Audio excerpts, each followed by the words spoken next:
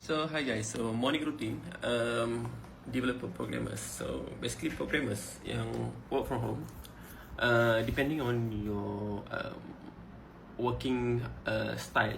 Okay, for most, basically I think they are working either agile, agile, kanban. So they will have daily stand up.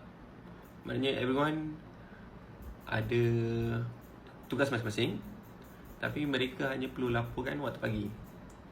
Lepas tu diorang ada the rest of the day untuk buat diorang punya tugasan masing-masing. Jadi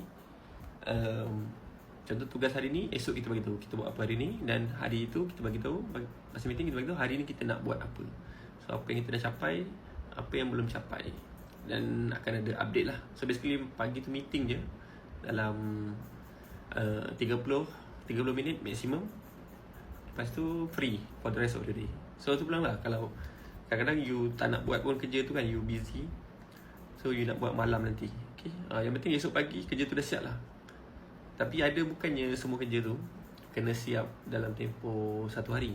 Ada kerja yang makan masa dalam 3-4 hari. Jadi you guys just update je lah, saya dah buat 10%, 20%. So harap video ni bantu work from home programmers.